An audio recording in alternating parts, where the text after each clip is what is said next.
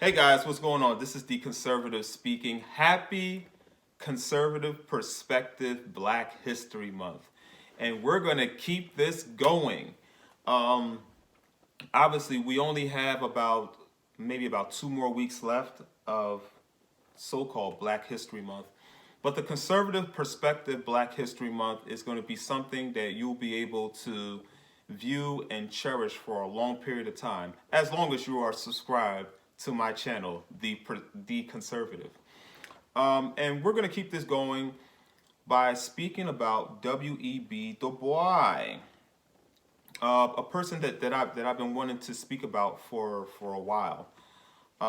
In case if you don't know, W.E.B. Du Bois was one of the founders of the NAACP. He was also an author, a socialist, a professor, a civil rights activist, and an author of a bunch of books that really set the blacks back many years and have kept the blacks angry at the very people that gave them the opportunity for them to become Americans.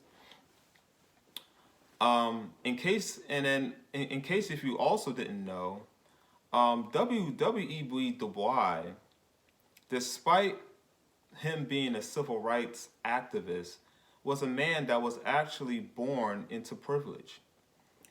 Here's how it goes. So W.E.B. Du Bois was born on February 23rd, 1868, in Great Barrington, Massachusetts. Du Bois grew up in a relatively tolerant and integrated community. And after completing graduate work at the University of Berlin and Harvard, where he was the first black to earn a doctorate, he became a professor in history, sociology, and economics at Atlanta University. Du Bois was one of the founders of the NAACP in 1909.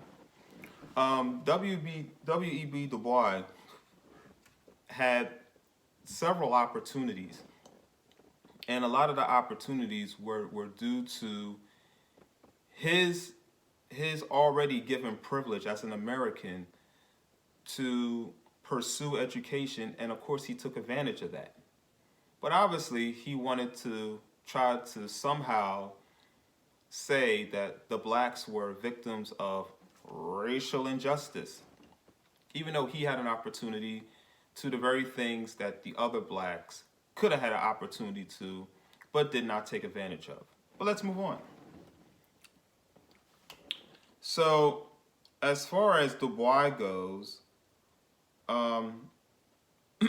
earlier, Du Bois had risen to a national prominence as a leader of the Niagara movement, a group of black activists who wanted equal rights for the blacks. Du Bois and his supporters opposed the Atlanta Compromise, an agreement crafted by Booker T. Washington which provided that Southern blacks would work and submit to white political rule, while Southern whites guaranteed that blacks would receive basic educational and economic opportunities. Instead, Du Bois insisted on full civil rights and increased political representation, which he believed would be brought about by the black intellectual elite. He referred to this group as the Talented Tenth, a concept under the umbrella of racial uplift, and believed that the blacks needed the chance for advanced education to develop its leadership. So basically, what Booker T. Washington did was he realized that the Jim Crow laws would prevent Jim Crow laws were preventing the blacks from gaining educational and economic opportunities. Booker T. Washington could have easily seen that as a barrier and could have played the victim, but instead he found a way around that. All right, he came up with the Atlanta Compromise, where he was able to strike a deal to say to the white Southerners that blacks would be guaranteed basic educational and economic opportunities as long as they submitted to the white political rule. Okay, a rule which, by the way, was governed by Democrats. But rather than Booker T. Washington being radical and going against the very people, the white Southerners that implemented this rule, he decided to work around it because in the end, he knew that as an American, he had the opportunity, and he also knew that, the educational opportunities would then lead to more economic opportunities. More education will lead to more skills. More skills will then lead to labor. Labor will then lead to money in the blacks' pockets, in which the blacks can be able to use to go out and purchase land, among other things that would allow them to be more empowered. And he knew that those opportunities were there, and that's the reason why he wanted to strike this deal, because he knew through education that the blacks will be able to empower themselves, despite the Jim Crow laws. But W.E.B. DuBois said, no, we want full civil rights. And we we want it all and then some. And so because of that, that's the reason why W.E.B. DuBois was looked at really more as a radical. And he looked at Booker T. Washington as a person who clearly wasn't down for the movement. But Booker T. Washington refused to look at himself as a victim.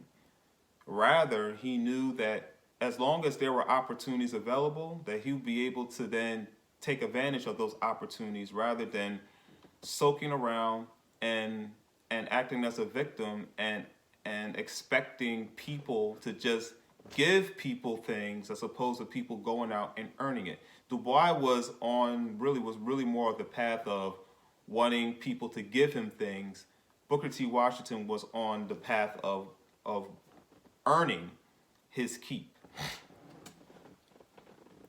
So it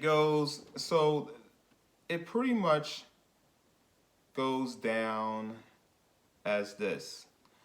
As we know, W.E.B. DuBois was a Pan-Africanist.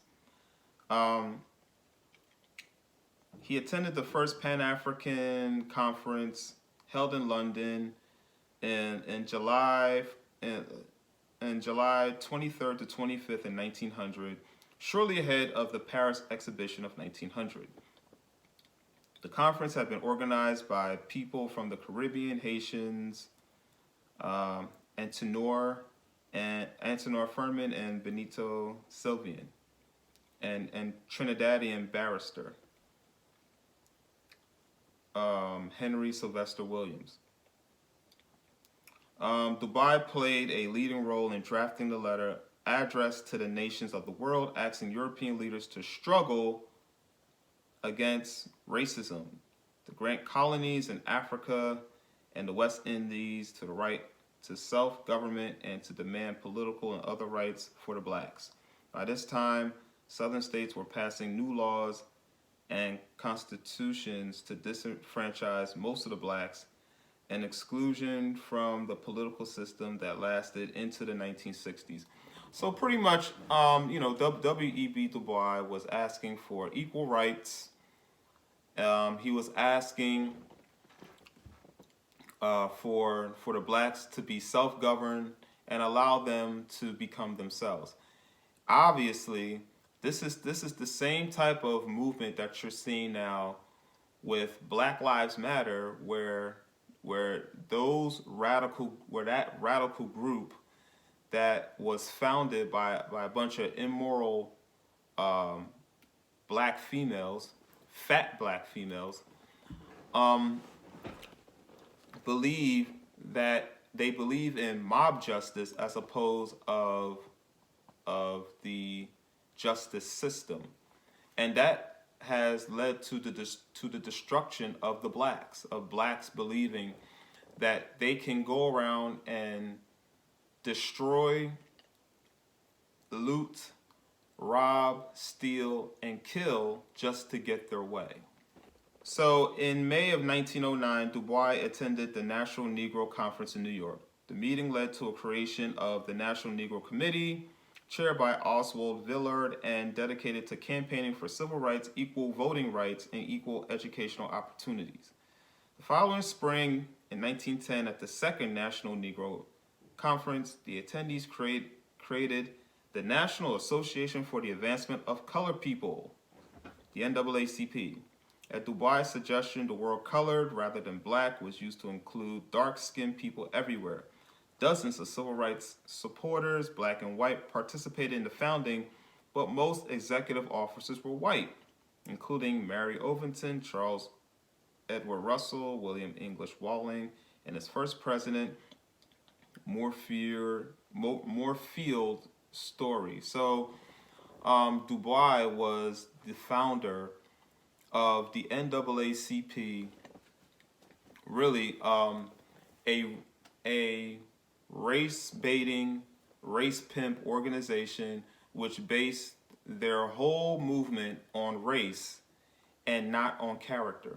Everything that they have done, everything that was surrounded around any type of issues that happened in the black community always had to do with race, never ever having to do with the character of black folks, never holding black folks accountable for their actions, but rather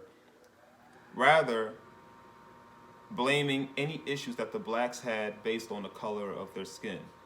That is what led and is what is continued to lead to the decline and the downfall of the black community.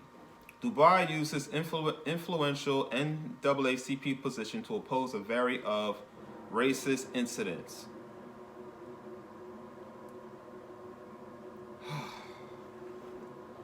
When the silent film The Birth of a Nation premiered in 1915, DuBois and the NAACP led the fight to ban the movie because of its racist portrayal of blacks as brutish and lustful. The fight was not successful and possibly contributed to the film's fame, but the publicity drew many new supporters of the NAACP. Okay, so The Birth of a Nation pretty much was a film pretty much made by the Ku Klux Klan that DuBois and his supporters were trying to vote against having that movie put out there. But but keep in mind, as much as the video The Birth of a Nation was made mainly by Democrats, the same ones that really tried to oppose or try to oppress the blacks from voting and from having the same rights as Americans, DuBois fight while it may have seemed generous. For some reason, DuBois failed to want to go against the real issues that were going on for some of the blacks that happened to deal with this. And also keep in mind the things that the Ku Klux Klan were doing, which was a part of the movie, referred to some blacks, but not the vast majority of blacks. But DuBois seemed to wanted to focus on that issue. So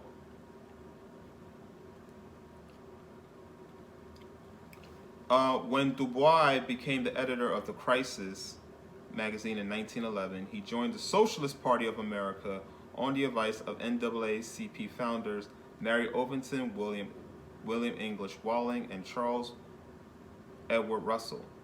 However, he supported the Democrat Woodrow Wilson in the 1912 presidential campaign, a breach of the rules, and was forced to resign from the Socialist Party. In 1913, his support for Wilson was shaken when racial segregation in government hiring was reported. DuBois remained convinced that socialism was an excellent way of life, but I thought it might be reached by various methods. So, this is a guy who supported socialism. This was a guy that supported the idea of government wanting to control and oppress the people, because he felt that was the best way to give out equality. All right? This is why this man was a loser. Why in the world would the blacks want to follow a man who doesn't really believe in individual independence? This guy supported socialism, and he supported socialist leaders around the world, including at the time of his existence, the Soviet Union, which was the main leader in socialism. What he didn't realize is that socialism starved people, killed people, and left many disenfranchised. But this was a movement that he himself supported. He supported the socialism movement. How can a man who claims that he is for the blacks and loves black people will then support a system that goes against the many freedoms that black people have in the United States of America? It's just amazing. I mean, it's obviously it's amazing. And so he was a part of that. He supported that. And this was a man, obviously, that was blinded by his education as opposed to going by his common sense. All right, this is a man that supported socialist. This is a man that supported socialism, and socialism is the common oppression of people. The very common oppression of people. This guy supported fascism, complete control over independence. And this is coming from a guy that grew up in a world of privilege. And he had the independence, really, to be the person that he is today. But yet he felt that black people needed to be controlled, and that the government had to give the blacks things as opposed to allowing the blacks to get things on their own. I mean, how did W.E.B. DuBois become an author? How was he able to become a professor? Do you think he was given that opportunity, or did he work for it? Amazing. Just amazing. So he clearly became, so he was part of the NAACP from 1909 all the way up until 1934, when there was a rift in the direction of the organization. The organization was more for integration, while W.E.B. DuBois was more for segregation, but still allowing the blacks to have equal rights. So he wound up resigning his position in 1934, and then he decided to take a trip. He took a trip around the world in 1936, which included visits to Nazi Germany, China, and Japan. While in Germany, DuBois remarked that he was treated with warmth and respect. After his return to the United States, he expressed his ambiance about the Nazi regime. He admired how the Nazis had improved the German economy, but was horrified by the treatment of the Jewish people which he described as an attack on civilization comparable only to such horrors as the Spanish Inquisition and the African slave trade.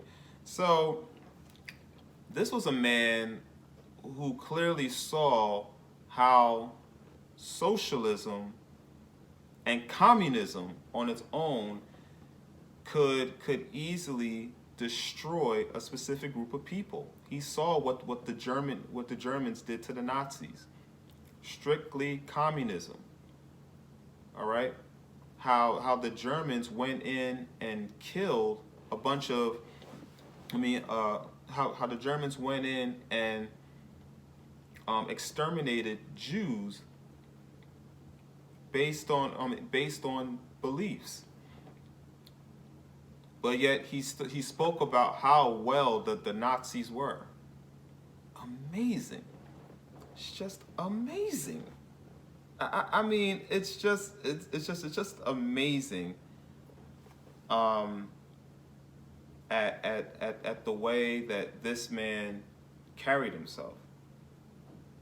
Being fed up with the way that America was, because America was a capitalist country and capitalism worked. This man, so considering the way that that he was fed up with the way that America worked, which America was built by and was able to move forward with capitalism as opposed to communism and socialism, and the fact that DuBois was fed up with the way that America embraced capitalism as opposed to socialism, he finally denounced his U.S. citizenship and moved to Ghana in 1960. He couldn't have moved any quicker. The question that I had for DuBois was, why didn't you do this any quicker? Honestly, you could have moved to Ghana when you were one of the founders of the NAACP in 1909. And quite frankly, you could have taken you and that whole the NAACP chapter to Ghana. That's where you guys should have went. But anyway, he stayed in Ghana, so he moved to Ghana in 1960, and he stayed and he lived out in Ghana all the way up until his death in 1963. And that's the way the cookie goes. W.E.B. DuBois will be known as one of the founders of the NAACP. He will also be known as one of the civil rights activists, a person who people may have thought was for good, but deep down, his movement was just plain stupid. It really was. W.E.B. DuBois, unlike Booker T. Washington, was a person that tried to find every single excuse to use to try to blame America for holding black people back. And Booker T. Washington was the prime example of how, despite any type of hurdles that came around, that you can always work around them if you're willing to have the opportunity to go out and work and get it on your own, as opposed to begging, wimping, and whining for the government to give you things all the time. W.E.B. DuBois, to sum it all up, he was a loser. He was a straight loser, all right? This guy was a weak, pathetic, pitiful, sorry excuse of a man. And this was a man that, despite all of his accolades, all right, despite the fact that he was able to actually put in and integrate racial inequality in socialism, in sociology studies, that this was a man who clearly, despite all of the all of the radical knowledge that he had, this man had no common sense. This man could not look at himself and look at his life and realize that he was privileged, that his family was privileged, and because his family was privileged due to owning things, due to working for things, that he himself was the prime recipient of that very privilege, and it was through hard work. It was through ownership. And W.E.B. DuBois was the one screaming racism, even though his father was white and his mother was black.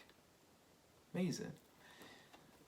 Sounds like another person that I'm looking to also speak about too.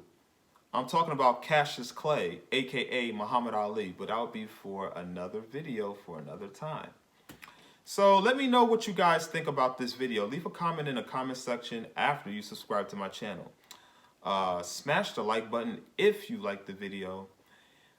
Share the video on this joyous occasion, and subscribe to my channel, as I'll be able to provide you more content on the double. Also, when you subscribe to my channel, please click on the notification button so that you'll be able to be notified when my channel drops new content.